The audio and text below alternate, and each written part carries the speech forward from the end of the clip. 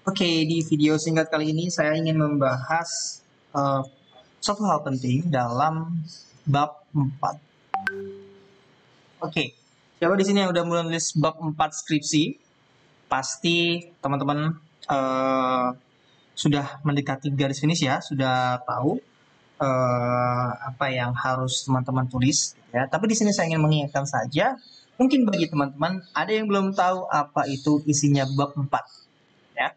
Jadi kalau misalkan saya membagi untuk bab 4 itu ada dua. Yang pertama adalah finding ya, atau temuan ya. Dalam bab 4, yang pertama kalian tuliskan adalah finding atau temuan. Apa sih temuan itu atau finding? Finding adalah temuan kalian yang kalian temukan di lapangan. Jadi di sini tanpa dicampuri oleh opini pribadi atau tanpa dicampuri oleh pendapat pribadi kalian. Contoh misalkan, kalau misalkan di kuantitatif ya, kuantitatif, findingnya apa? Misalkan contohnya hasil dari regresi. Ya. Atau kalau di kualitatif, hasilnya adalah dari wawancara. Nah, apakah wawancara ini ditulis semua begitu ya? Tidak, tapi bagaimana hasil wawancara itu diatur agar mudah difahami. Oke, ini adalah finding. Yang pertama adalah finding. Jadi teman-teman, ketika menulis bab 4 ya, pertama kali teman-teman tulis adalah finding. Ya, apa sih temuan dari rumusan masalah? Balik lagi ya, rumusan masalah. Apa sih temuan dari rumusan masalah pertama? Apa sih temuan dari rumusan masalah kedua? Dan apa sih temuan dari rumusan masalah ketiga?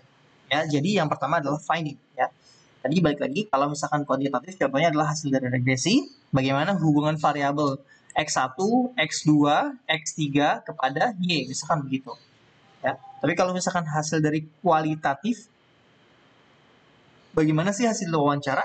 Ya, ini kalian organize atau kalian atur agar mudah difahami. Ya, contoh misalkan dikelompok-kelompokkan sesuai dengan rumusan masalah. Ya, menjawab rumusan masalah 1, 2, dan 3. Oke, berikutnya, setelah kita semuanya menyampaikan finding, yang tidak kalah penting adalah menyampaikan yang namanya discussion. Ini gimana ya caranya? Oke, sebentar. Alatnya gimana ini? Discussion. Ya, saya ketik aja di sini. Discussion atau diskusi. Ya. Tadi kan teman-teman sudah mendapatkan hasil dari temuan teman-teman, ya kan? Hasil wawancara sudah kalian dapatkan. Kalian bertanya kepada narasumber dan narasumber menjawab. Ya, betul kan? Gitu. Nah, lantas bagaimana caranya kalian memperdalam hasil wawancara itu? Ya, itu ada di bab discussion atau biasa dikenal sebagai analisis. Analyze. Right, tidak biasa ini. Oke, analisis. Ya, bab analisis. Oke, analisis.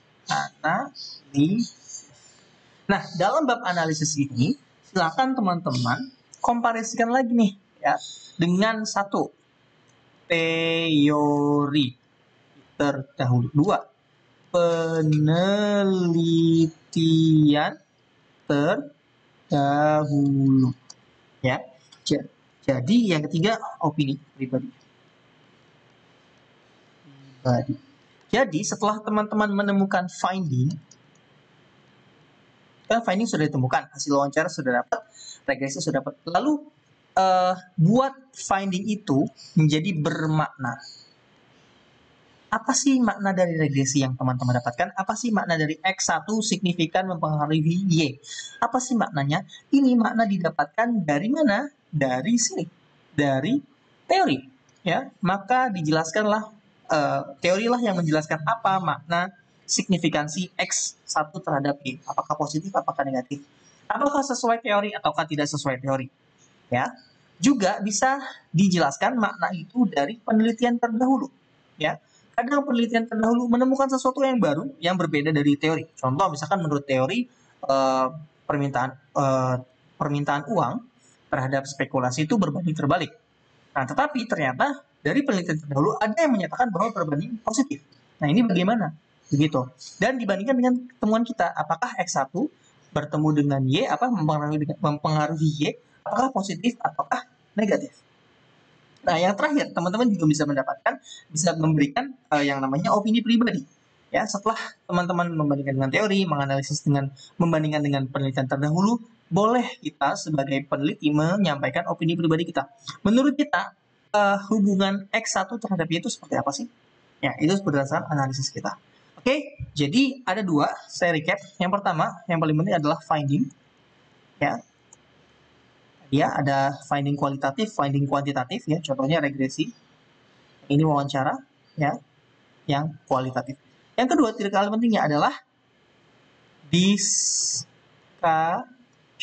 atau analisis. Ini juga penting, ya.